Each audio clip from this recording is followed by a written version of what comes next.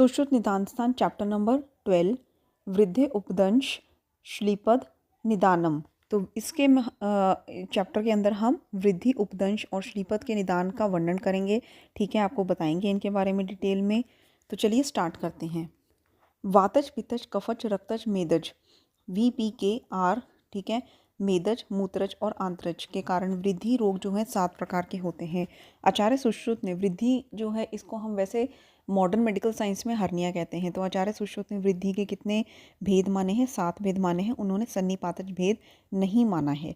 ठीक है, आचार्य सुश्रुत ने वृद्धि का सन्निपातज भेद नहीं माना। और आचार्य सुश्रुत ने वैसे हृदय रोग का भी सन्निपातज भेद नहीं माना। तो वात पित्त कफ VPKR, रक्त मेद मूत्र एंड आंत्र, ये वृद्धि के 7 प्रकार हो गए। ठीक है, इनमें से मूत्रजन्य तथा आंत्रजन्य वृद्धि वात के कारण होती है। जितनी भी वृद्धियाँ होती हैं वैसे स्पेशली मूत्रजन्य और आंत्रजन्य ये वात के कारण होती हैं।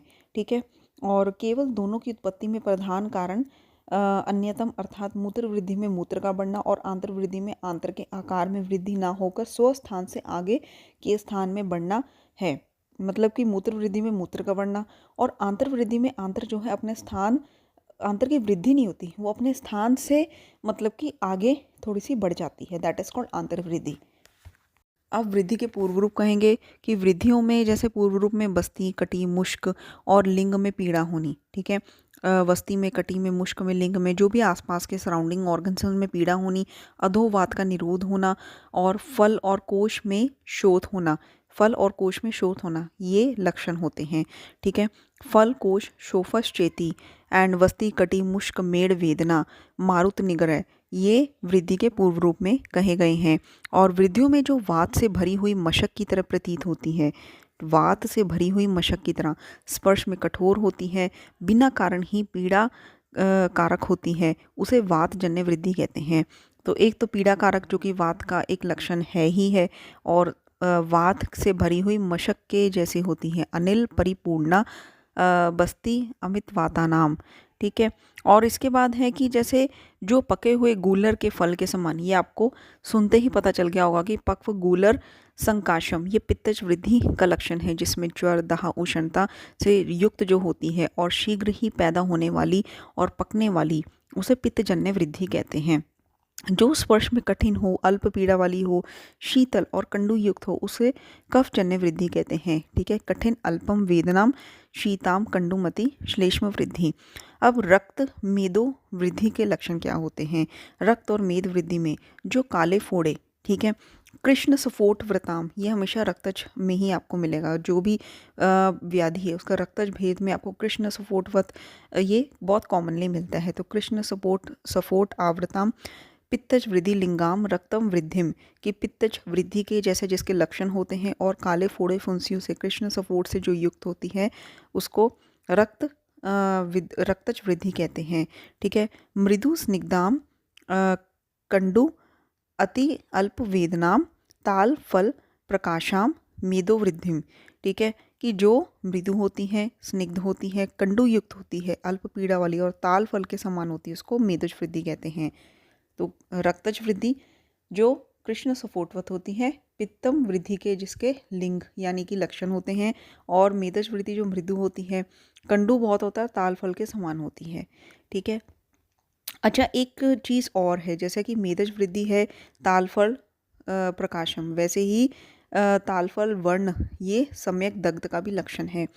फिर उसके बाद है कि जो मूत्र वृद्धि होती है, मूत्र वृद्धि के लक्षण में क्या है कि मूत्र के वेग को रोकने से मूत्र वृद्धि हो जाती है। ठीक है, मूत्र संधारणम शील से मूत्र वृद्धि अभिवर्तति सा गच्छतो अम्बुपूर्णा धृतिरिव शुभ्यति।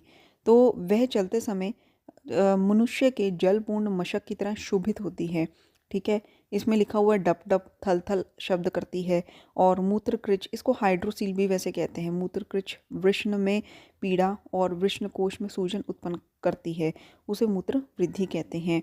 कि मूत्र का वेग संधारण करने से मूत्र की वृद्धि होती है। एंड इसमें क्या होता है कि पानी से भरी हुई मशक जैसे थैली सी लटकती है, वैसे ही मतलब कि जलपूर्ण मशक जो होता है शुभित करती है, चलने के टाइम दिक्कत देती है। और मूत्रकृच, वृषण में पीड़ा, वृषण कोश में सूजन, ये सब चीज़ें करती हैं। गच्छतो अम्बुपूर्णा धृतिरिव शुभ्यति मूत्रकृच्छम वेदनाम वृषण्यो ही, तो ये मूत्र वृद्धि के बारे में कहा हुआ है। नेक्स्ट है आंतरवृद्धि। तो बोझा उठाने से, अधिक बलवान के साथ लड़ने से, वृक्ष के गिर पड़ने से, तो मतलब ये सब आउट ऑफ कैपेसिटी, जितनी हमारी कैपेसिटी नहीं उससे ज़्यादा हार्ड वर्क करने से या बहुत ज़्यादा भारी चीज़ें उठाने से जो प्रकोपित हुई वायु होती है वो स्थूल आंत्र और क्षुद्र आंत्र में उसके एक भाग को संकुचित करके नीचे की ओर जाकर वंशन संधि का आश्रय करके ग्रंथि रूप में स्थित होकर चिकित्सा करने से, नहीं करने से और कुछ समय बीतने से फल कोश में जाकर मुष्क को शोथयुक्त कर देती है। और इस तरह यह शोथ आधमान युक्त और बस्ती के समान फूला हुआ सा होता है। यह शोथ को दबाने से शब्द करता हुआ ऊपर की ओर उदर में चला जाता है और दबाव को छोड़ने से फल कोश में आकर फूलने का सा हो जाता है और ये असाध्य आंतरवृद्धि रोग है। तो ये निदान जो है इसका सेवन करने से वायु प्रकोपित हो जाती है। दोनों मतलब कि इंटेस्टाइन्स को, स्थूल आंत्र और क्षुद्र आंत्र, इसमें इसके एक भाग को संकुचित करके नीचे की ओर मतलब कि इसको ले जाती है वंशन में, वहाँ पे ग्रंथि रूप में स्थित हो जाती है। फिर अगर चिकित्सा नहीं की तो फलकोश में शोथ हो जाता है, ठीक है, मुष्क में मतलब स्क्रोटम में, अंड ग्रंथि में शोथ हो जाता है। तो वायु जो है क्षुद्र आंत्र और स्थूल आंत्र को संकुचित करके नीचे की ओर ले जाती है और फिर क्या करती है, वहाँ पे ग्रंथि रूप में स्थिर हो जाती है और चिकित्सा ना करने पर मुष्क में शोफ हो जाता है। दबाने पर वापस वो आंत्र ऊपर की ओर चली जाएगी, लेकिन दबाव छोड़ने पर वापस शोथ हो जाएगा और ये असाध्य आंतरवृद्धि इसको कहते हैं। नेक्स्ट है उपदंश। देखिए, अधिक मैथुन करने से या अधिक ब्रह्मचर्या, तत्र अधिक मैथुनाद अति ब्रह्मचार्याद, अधिक दिनों तक ब्रह्मचर्य व्रत धारण की हुई, चिरकाल में स्वभ्रत आदि से त्यागी हुई, रजो धर्म से युक्त, बड़े रोम वाली, तो या फिर योनि में रोम हो जिसके, ठीक है, संकुचित योनि द्वार वाली, फिर महायोनि द्वार वाली, और प्रिय ना लगने वाली, मैथुन कराने की इच्छा ना करने वाली, और ख़राब जल से जिसने योनि का प्रक्षालन किया हो, मतलब अनहाइजीनिक कंडीशंस बताई हैं, ठीक है, या फिर जिसकी योनि विकृत या दूषित हो गई हो, ऐसी स्त्री के साथ अत्यधिक मैथुन करने वाले मनुष्य के तथा नक, दांत और विष और शूक लगने से, लिंग को बांधने से, ठीक है, हस्त मैथुन के समय आघात लगने से, तो ये सारी चीज़ों के से होता क्या है कि प्रकोपित हुए वात आदि दोष शत या अशत हुए शिशन में आकर शोथ उत्पन्न कर देते हैं, ठीक है। प्रकोपित हुए वात आदि दोष जो है शत व्रणयुक्त होकर या अशत होकर शिशन में शोथ उत्पन्न कर देते हैं। इस प्रकार उत्पन्न हुए रोग को उपदंश कहते हैं, ठीक है। सर्वप्रथम इसका वर्णन आचार्य सुश्रुत ने किया है निदान 12 में, यानी कि इस चैप्टर में। तो इसका निदान क्या है, अत्यधिक मैथुन करने से, अत्यधिक ब्रह्मचारी रहने से, जो स्त्री दूषित जल से अपनी योनि का प्रक्षालन करती हो या दूषित योनि वाली स्त्री से अत्यधिक मैथुन करने से, तो वात आदि दोष इन सब कारणों से क्या होता है कि लिंग में आकर, पुरुष के लिंग में आकर उसके शिशन में शोथ उत्पन्न कर देते हैं, स्वेलिंग उत्पन्न कर देते हैं, उसको उपदंश कहते हैं, और जिसका सर्वप्रथम वर्णन आचार्य सुश्रुत ने किया है। उपदंश जो है बेसिकली 5 प्रकार के होते हैं, VPKRS, ठीक है। आचार्य सुश्रुत, माधव, वाग्भट, शारंदर जी ने 5 प्रकार के माने, लेकिन भेल ने 4 प्रकार के माने हैं। 4 प्रकार के कौन से हैं?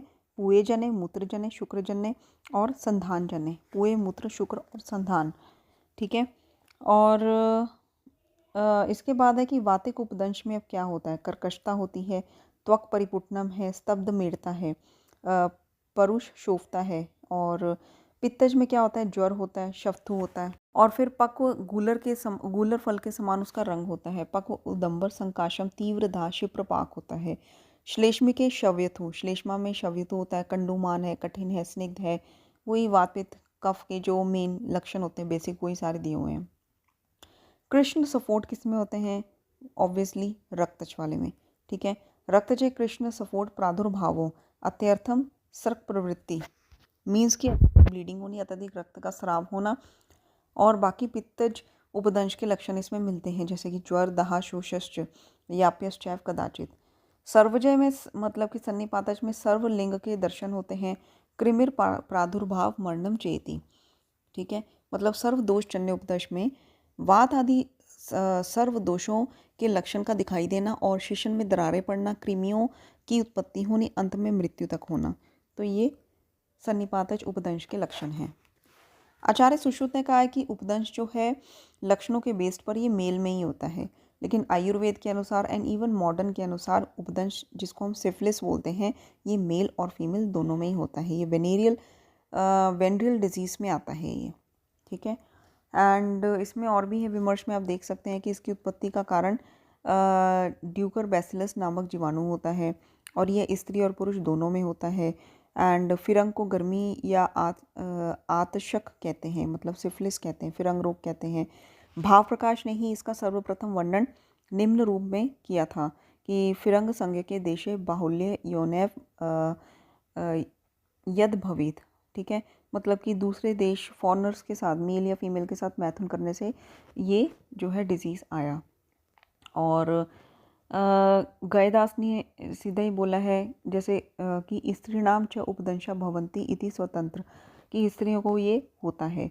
और डल्हन और योग रत्नाकर कहते हैं कि उपदंश जो है, इन्होंने भी बोला बूथ मेल एंड फीमेल दोनों को होता है, ठीक है।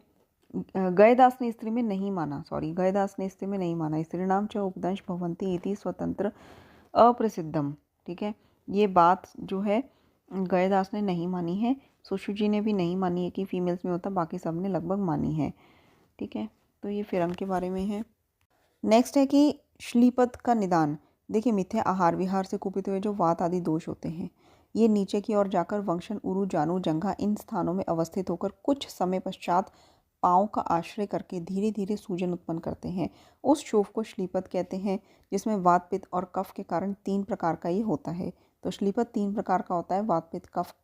और हारित ने 4 प्रकार का बोला है, सन्निपातज में उन्होंने माना है, तो VPKS एंड भेल ने 7 प्रकार का माना है, ठीक है। कुपितास्तु दोषा वात पित्त श्लेष्माणो अधः प्रपन्ना, वंशन में जाते हैं, ये जाते हैं नीचे, वंशन में जाते हैं, वंशनों उरु में जाते हैं, जंघा में जाते हैं और फिर जानू में जाते हैं, और उसके बाद पाँव का आश्रय करके धीरे धीरे शोफ उत्पन्न करते हैं। तो श्लोक नंबर 13 में देखिए कि अगर इसमें आता है शनय शोफम जन्यति, ये किसके लिए? श्लीपद के लिए, क्योंकि शोफ जो है धीरे धीरे उत्पन्न होता है। इसके बाद है कि जो वातज आदि श्लीपद के लक्षण क्या होते हैं? वातजम खरम कृष्णम परुषम निमित्त अनिल रुजम परिस्फुटी च बहुशा। तो आप ये गैस कर ही लेंगे। पित्तज में पित्त तू पीताव भासम, ठीक है। ईश मृदु दाह ज्वर प्रायम च, पीताव आभास का होता है, पीत वर्ण का, ठीक है। इसमें जैसे कि वह स्थान देखने में पीला, कुछ मुलायम सा, ज्वर और दाह युक्त होता है। श्लेष्मजम तू श्वेतम स्निग्धम आभासम मंदवेदनम भारिकम महाग्रंथिकम कंठ कैरूप उपचितम च, ठीक है। मतलब कि श्लीपद वो स्थान जो होता है स्निग्ध होता है, श्वेत होता है, मंद वेदना होती है उसमें, एंड महाग्रंथि होती है, ग्रंथिल और अंकुरों से व्याप्त होता है वो, ठीक है। महाग्रंथिकम कंटकैर उपचितम च, ये है श्लेष्मज श्लीपद का लक्षण, ठीक है। और एक पॉइंट नोट कर लीजिए कि माधव जी ने वातज श्लीपद में बहुशः ज्वर लिखा है, ठीक है, कि ज्वर बार बार होता है। असाध्य लक्षण क्या होते हैं? जो श्लीपद 1 वर्ष का पुराना हो गया हो, वल्मीक के समान अनेक शिखर आदि से युक्त हो गया हो, संवत्सर अतीत अतिम हृदय वल्मीक जातम प्रसृतमिति वर्जन्यानी, ठीक है। फैलने वाला और स्रावयुक्त हो तो उसको वर्जित करना चाहिए। तो 1 वर्ष पुराना हो, वल्मीक के समान उठा हुआ हो, संवत्सरम अतीतम अति मह वल्मीकम जातम, तो ये चीज़ है, ठीक है। तो ये असाध्य होता है। फिर उसके बाद है कि अच्छा, एक और शब्द है जो हमने चरक सूत्र 1 में पढ़ा था कि वल्मीक शिखराकारम, ये किसके लिए है? स्त्रोतोअंजन के लिए, ठीक है। ये वहाँ पे हमने पढ़ा था कि वल्मीक के शिखर के जैसे होता है ये। एंड कफश श्लीपद में अष्टांग हृदयकार ने मांस अंकुरों की उत्पत्ति मानी है। जैसे हमने यहाँ पे ये कंकर और कंटक और जो अंकुर होते हैं और ग्रंथि से व्याप्त बोला है, वैसे उन्होंने मांस अंकुर की उत्पत्ति मानी है कफज श्लीपद में। फिर उसके बाद है कि यद्यपि ऊपर वात पित्त और कफ से 3 प्रकार के श्लीपद कह दिए गए हैं, किंतु ये कफ की अधिकता होने ही से उत्पन्न होता है, क्योंकि कफ के बिना अंग में भारीपन और मोटापा नहीं हो सकता है। ठीक है, मेनली 3 दोष है लेकिन कफ इसमें ज़्यादा अधिक रहता है। जिन देशों में गर्त तालाब आदि में पुराना पानी भरा हुआ हो, या जिन देशों में सभी ऋतुओं में शीतल ही ऋतुएं हो, ठीक है, तो उसमें विशेष रूप से श्लीपद होता है। पुराण उदकम भूयिष्ठम सर्वतेषु तु शीतला ये देशस्तेषु जायन्ते श्लीपदानी विशेषता। ठीक है, फिर उसके बाद है कि श्लीपद का स्थान क्या होता है, तो यह पैरों में होता है, मनुष्य के हाथों में भी होता है, और कई श्लीपद रोग तो कर्ण, नेत्र, नासिका और ओष्ठ में भी होना माना है। ठीक है, तो पाद वृद्धस्त्योश्चपि श्लीपदम जायते नृणाम, पैरों में, हाथों में मेनली कहा गया है। ठीक है, तो इसमें है मतलब मेनली आचार्य सुश्रुत ने हाथों और पैरों में माना है, लेकिन कई जो है विद्वान वो इसको नासिका, कर्ण और ओष्ठ में भी होना मानते हैं।